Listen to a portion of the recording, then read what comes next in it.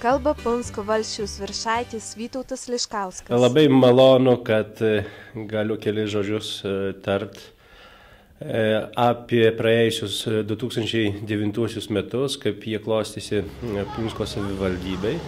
Ir turiu pasakyti, kad tai buvo neblogi metai.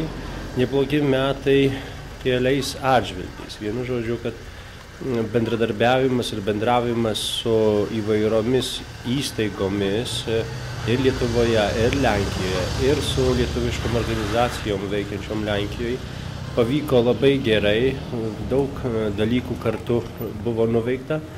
Patenkintas esu ir iš to, kad mūsų kultūros centrai veikia labai gerai, mūsų ansambliai nepakriko, mūsų ansambliai dalyvauja ir koncertuoja ne tik Lenkijoje, bet ir Lietuvoje. Taip kad saviveiklininkams labai didelis ačiū už visą tą jų trūsą. Geras bendradarbiavimas buvo ir su Aušros redakcija. Na ir tik tais galima tuo pasidžiaugti, kai gerai viskas, tas bendradarbiavimas vyko ir pavyko daug daugiau įvairių dalykų įgyvendinti. Na ir džiaugiuosi už tai, kad ir mokyklos buvo dar neuždarytos, nors joms pinigų tikrai kas kart daugiau reikia. Kalba Valdy parduotuvės savininkas Valdas Krakauskas. Baigėsi metai, kaip ir kiekvieni atrodytų, visi šneka apie krizę, mes irgi, aš tai norėtų, kad ta krizė nepaliestų mūsų krašto, mūsų žmonių. Manau, kad tai kriziai pas mus nėra vietos. Ir džiaukėmis rodikliais, kuriuos jūs matom televizijoje, visur propaguoja, Lenkijos rodikliais, Lenkijos valstybės rodikliais. Jeigu tai yra iš tikrųjų tiesa, tai mes galim tik pasidžiaugti ir viltis, kad nebus aršau. Nes mano manimu kol kas pas mus krizės nėra ir ko gero nebus. Dėl ko aš taip optimistiškai sprendžiu? Būtent dėl to, kad aš stebiu kaip verslininkas, smulkus verslininkas, matau žmonių išlaidas šiek tiek, aišku, ne visas, bet matau, stebiu pirkimo kiekį ir panašiai ir turiu pripažinti, kad paskutiniais mėnesiais trupučiuką kažkur tai krito.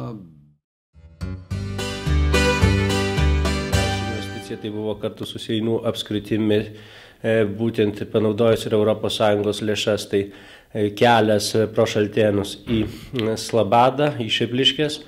Taip kad labai džiaugiamės iš šitos investicijos, pavyko mums Vidugiriuose kelias išasfaltuoti, na ir kultūros namų remontas ir truputį kitokių mažesnių darbelių, bet kas dar svarbu yra, tai kad mūsų 11 jau atrodo paraiškų yra užtvirtinta 10 metams. Tai iš tokių didžiausių tai yra Punsko, jau sutartį būtent pasirašėm, Punsko vandens valymo stotis, plus keli metrai kanalizacijos ir vandentiekio iškeitimas, ir gegužės 1 gatvei šaligatvių iškeitimas, trumposios gatvės parengimas ir sutvarkymas. Taip kad didelis projektas, 3 400 000. Na ir kiti programų Lenkija, Lietuva. Tai yra ir mažesni, kaip darželio ir kultūros namų projektai, bet ir yra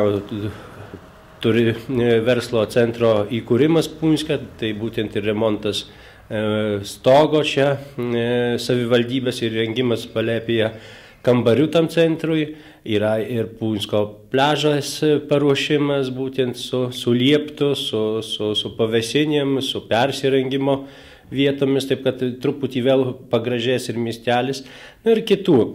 Žinoma, dar ir 9 metais mums stambus projektas pavyko, būtent įsigijom ir iš ES lėšų paremtą projektą, būtent gaisrinės automobilį, naujausią tipą, kuris reikalingas jau kaskart dažniau lengvesnis, o ne sunkus automobilis, nes įvairių avarijų, autoavarijų būna, tai būtent reikia tokio automobilio. Taip kad 9 metai gerai baigėsi dėl to, kad mes labai daug darbų jau turim parengę 10 metais, kuriuos atliksim.